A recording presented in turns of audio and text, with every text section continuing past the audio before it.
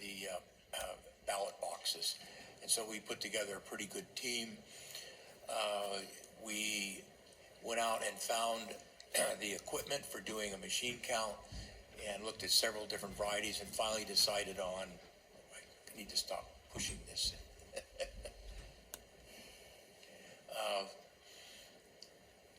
And found the equipment. The equipment we found, interestingly enough, was highly considered around the country as very good equipment. And all this is in the report. And we selected 2 Bantam 1 counting machines that were made by U.S. paper counters. And we also got 2 paper joggers, they're called, and what they do is they help align all the paper before you run it through and do the count on the paper. And again, these ballots are very heavy paper. So when the technician came in and set up the machines and we were testing the paper, he had to make adjustments to the machines that could handle the quality of the paper that we were running through the system. And so once we had that figured out, then we had the technician train our volunteers who just work for us, and then the ballot counting started on 7/14, and we completed it in 12 days. I will tell you that the volunteers worked incredibly hard on this, as well as the observers we had overseeing what they were doing. And we started working at 8 o'clock in the morning, and we went until midnight on those days. And we had 2 teams that were working that very, very solid work. So here's what we found. The Maricopa County official canvass, you can see as it's been reported earlier, and we did the machine count, and it was very close. We were 121 less ballots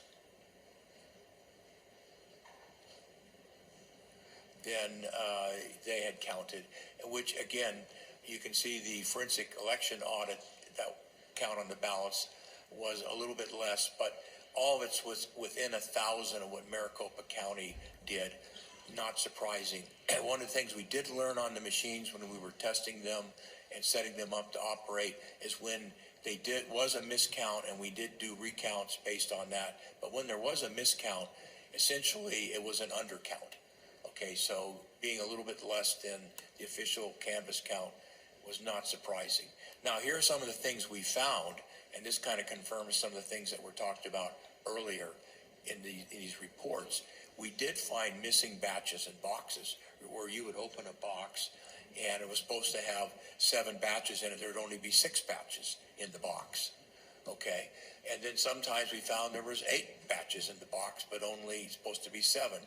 So we found these kinds of problems. Am I causing this? Oh, okay. So we were finding missing batches and boxes. We were finding batches and boxes not listed on the boxes, so we were kind of like a ghost batch.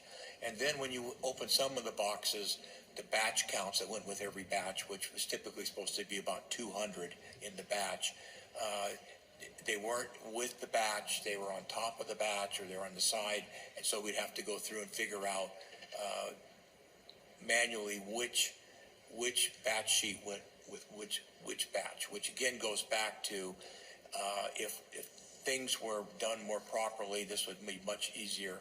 It could have even been done faster as that. So that's pretty much what we came up with this. And so it again independently confirmed the numbers that the county and Cyber Ninjas found in the ballot count. Thank you. Well, thank you, Mr. Paul. We appreciate that very much. We had, those that didn't know, we had the ballots, and before we gave them back, we said, well, what do we do if Maricopa County and Cyber Ninjas counts don't match? How do we know which side to go with? And so we decided, let's get a couple of machines of our own and do an independent, just in case there was a difference, we could have an idea of which side to go with. Thank you. All right, Mr. Bennett, are you still on Zoom with us? I am, Madam President. Thank you. Thank you for waiting so long, sir. I apologize for the delay.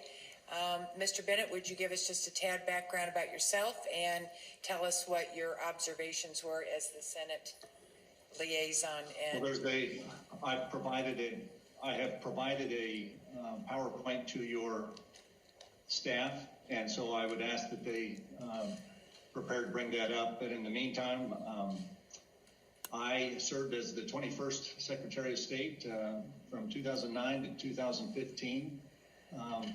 That's the chief elections official of the state of Arizona. I also served as the president of the Senate for 4 years, like yourself, and another 4 years as a state senator. So I kind of bridge that, those two domains maybe.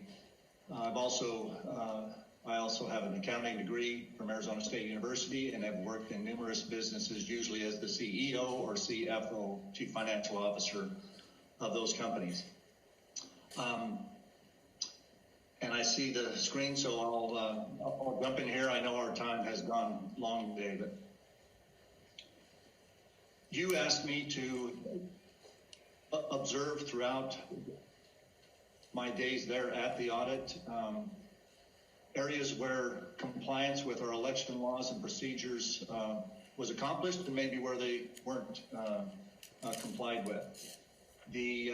As you know, elections in Arizona are governed by election laws, which are adopted by the legislature and the governor, and then a Secretary of State's procedures manual, which is promulgated every other year by the Secretary of State's office, but has to have the consent of the Attorney General and the governor as well. And between those two documents, there's over 1,300 pages of laws and procedures. I'd like to just briefly say that no election can be conducted perfectly because it is administered by imperfect human beings, but that doesn't mean we don't try, because it is through our elections that we, the people, give our consent of the governed, as is identified in the Declaration of Independence, and every citizen deserves to know that they are being treated equally under the law as required by the Constitution. So every legal vote has to be accounted accurately and not canceled out by unlawful votes. This report is intended to identify where Maricopa County failed or may have failed to comply with some of these statutes. But having said that, I believe that the majority of our election officials in Arizona are honorable, well-intentioned people. So I intend this report in the spirit of constructive improvement, but also maintaining appropriate accountability. Let's go to the first slide. As we've heard in previous testimony, and the slides aren't changing on my screen, but I hope they are at your end. First slide, or observation, is related to the missing signatures on ballot envelope affidavits. And there's some statutes there that I'm not seeing a change on your slides, but I'll assume that the slides are changing at your end. You'll see the statutes 547, 16, 547, and 48, that early ballots have to be accompanied by an affidavit. And by 7 o'clock on election day, there is a cure period in section 550, which is not noted there, but ARS 16552 is very clear that the election board is to check the voter's affidavit and, quote, if it's found to be sufficient, the vote shall be allowed. If the affidavit is insufficient, the vote shall not be allowed. And equally prescriptive in the election procedures manual, if the early ballot affidavit is not signed, the county recorder shall not count the ballot. As you heard in previous testimony, the scope of this audit did not involve comparing signatures with the voter registration files, but you had people, Dr. Shiva, look for and identify a number of missing signatures on ballot envelope affidavits, which, to the extent that ballots from those envelopes were tallied, would violate the above statutes and procedures. Next slide. I hope you're seeing is, because I'm not seeing it, original and duplicate ballots without matching serial numbers. ARS 1621A is very specific that all duplicate ballots created pursuant to this subsection shall be clearly labeled duplicate. Bear a serial number that's recorded on the damaged or defective ballot, and the EPM says something very similar and gives one of the reasons, which is to tie the ballots together. The other reason would be to make sure that the votes recorded on the duplicate correctly reflect the votes on the original or damaged ballot. There were approximately 2,500 duplicated ballots where there were no discernible serial numbers recorded on either the original or the duplicate ballot. Obviously, this does not comply with those statutes and procedures. The next slide, I hope, is missing chain of custody. ARS 16621 says that the county will maintain a chain of custody for all election equipment and ballots during early voting, which is kind of the beginning of an election, through the completion of provisional voting tabulation, or kind of the end of processing ballots. The Senate requested this chain of custody. The county provided a very detailed chain of custody of the ballots that we did receive, but we never received a chain of custody all the way back to the election period, as this statute requires. Next item is insufficient ballot paper thickness. This is not a major item, but ARS 16502A says that ballots shall be printed on a paper of sufficient thickness to prevent the printing thereon from being discernible from the back. And there can be debate as to whether this is just for the printing on the ballots or when the ballots are marked with their votes, but there were, as Mr. Logan noted, the audit found multiple thicknesses of paper stock used in the printing of ballots, some of which would allow kind of that bleed-through effect, which would not be in compliance with the above statute. Next one is common usernames and passwords, as Mr. Cotton noted. The Election Procedures Manual specifically says that applications within the EMS system should use separate usernames and secure passwords for each user or station. And as he noted, he found common usernames and passwords being used, which is inconsistent with this guidance from the Election Procedures Manual. The next one would be missing serial numbers on electronically adjudicated ballots. An addendum to the 2019 Election Procedures Manual specifies that tabulation machines may be programmed to outstack or to print identification numbers on the ballots with write-in votes that are electronically tallied. This process is often known as adjudication. There was, Maricopa's system, Dominion, does not use an outstack method, but it does not appear that these identification numbers were printed on the electronically adjudicated ballots as required by this part of the procedures manual. And the last slide would be, well, I guess there's one after this, but the last item is possible ineligible voters. Several articles, which include multiple statutes within IRS 16, as well as many aspects of the Election Procedures Manual, identify Arizona's requirements for an individual to be considered an eligible voter and therefore allowed to cast a legal vote. The audit identified numerous questions regarding possible ineligible voters. However, these determinations were, as you heard from Mr. Logan, made from comparisons between the county's final voted data and private data sources, not the official voter registration data. So further investigation with the cooperation of the county, hopefully, is necessary to determine whether ineligible voters were allowed to vote in the 2020 election. And Mr. Logan went into some of the possible categories of people who had moved or deceased or other categories that I think you saw in earlier testimony.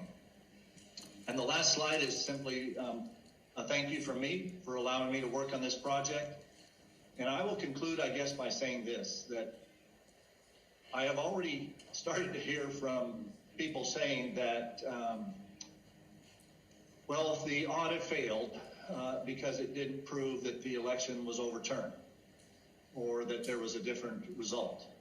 Well, as you noted, when you began this process, Madam President, and when you began this hearing today, there was no predetermined, at least in my mind, and I know in yours and Warren's and everyone who worked on this audit, there was no predetermined outcome that if we didn't find this or didn't find that, we have failed, because it's exactly the opposite. If we identify strengths and weaknesses in our election procedures and statutes, and if we confirm that in this case, an election was conducted where the hand count of the ballots matches the electronic tally of the election system used by the county, I don't consider that a failure at all. In fact, maybe Mr. Logan and his company have identified the most accurate hand counting process that has maybe ever been used in the country. And that's directly in opposition to many within our state and across the country who said that their procedures were terrible or this was that, and nothing could be further from the truth. There were a lot of good, honest people that gave a lot of time, as you noted, to accomplish in this audit.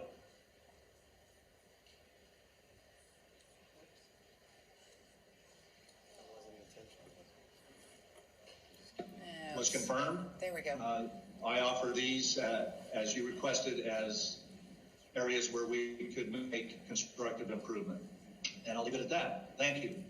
Thank you, Mr. Bennett, and we're sorry you went last and you had to hold on the longest, but thank you so much for doing this. For some of you may not know, Mr. Bennett did this on his own time, on his own nickel, and he lives in Prescott, but literally drove down almost every single day to be at the audit with the rest of the team to make sure that everything was done accordingly and chain of custody was followed and everything was always documented. So thank you, Mr. Bennett. That was quite a yeoman's job on your part. All right, closing comments. Senator Peterson, I'll let you start. Thank you, Madam President, and I'll be fairly brief here. I just, first of all, want to thank you for what you've done with this. You have faced incredible opposition and hostility, and you have handled that with grace and dignity. So I want to thank you and recognize you for that. Again, the goal here is election integrity and making sure our citizens have faith in the process. So as we wrap this up, what are our next steps? Where do we go from here? And I think there's legislation, and I think there's law enforcement that needs to be involved. So I'm going to name off 8 bullet points here that I think need to be handled by my colleagues and by our Attorney General. First of all, and what I have found perhaps the most unsettling through this whole process is the obstruction that we have seen from the county. The failure to comply with the auditor, a brazen willingness to violate a legal subpoena. Our Attorney General said that was against the law. It's truly alarming. And furthermore, to their willingness to expend significant resources, human capital, you name it, to block and to stop this audit. As I recall, it was like $18,000 or something like that for one of their audits that they spent money on. How much money have they spent trying to stop our audit? It has to be in the hundreds of thousands of dollars, but that would be an interesting number to see. Number two, the numbers don't reconcile. As you've seen this is a theme throughout all the reports. All of us as citizens, we should be able to pull up these election results, and we should be able to, every direction, reconcile the numbers. If I subtract, early ballots, or if I subtract, or if I add the rejected, no matter which way, you should be able to come up with a reconciliation so that everything balances. That needs to happen. It appears that they broke the law with duplicate ballots. And that's a huge deal. That needs to be resolved. We need to get to the bottom of whether that law was broken, how to prevent it in the future, hold people accountable that did it this time. Churning of logs. The churning of logs. We need to find out why that happened. Who did it? What was the motive? What was there? We need to get to the bottom of the logs that were there. Chain of custody issue. Number 5, chain of custody issues. Number 6, a failure to preserve data files. And number 7, cybersecurity weaknesses that were shown by Mr. Cotton, so evident here. Those are not going to get any better.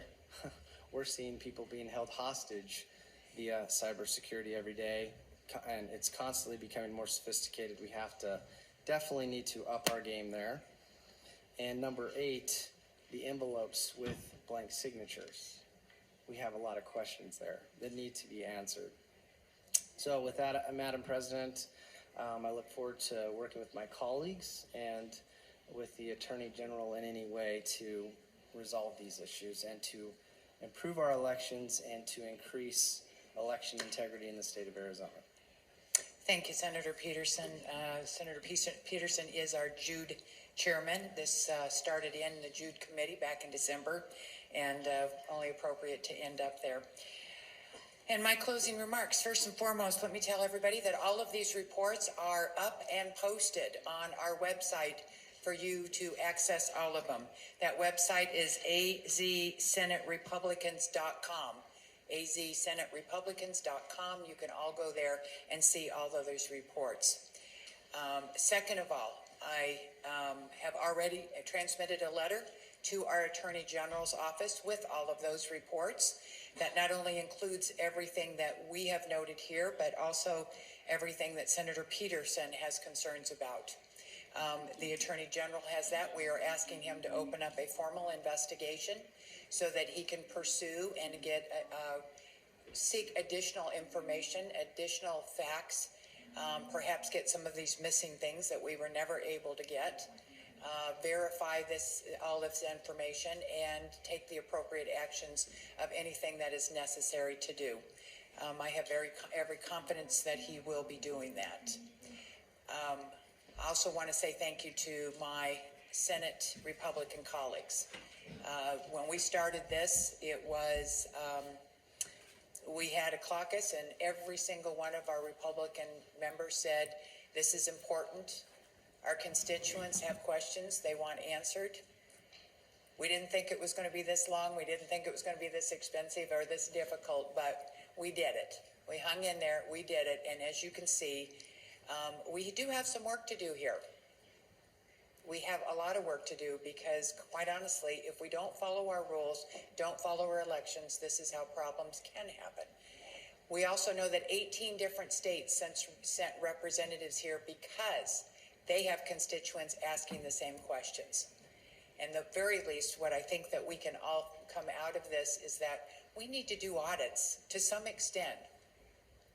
We need to do bigger audits on every election just to make sure that everybody's following the rules. So with that, I want to say thank you to Mr. Logan, Mr. Poland, Mr. Cotton, Mr. Bennett, all of you present, Mr. Shiva, Dr. Shiva. Thank you for all your hard work. I know this was very difficult on you and your family, Mr. Logan. You've been here for many months, and you've left your wife and 11 children back at home, and he has another one due in next month, in a couple of weeks. So you gave up a lot for this, and we appreciate it. So to everyone, thank you all very much. Thank you for being so polite up there. We appreciate that. And prayers and blessings to everybody, and let's move our elections forward. Thank you. We are adjourned.